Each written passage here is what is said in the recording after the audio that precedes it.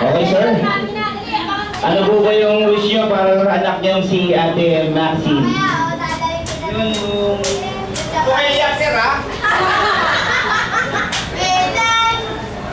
Sir, wish lang po. Maayos. Yung ano, yung mga pangarap na maabot niya rin. Kailangan may luha!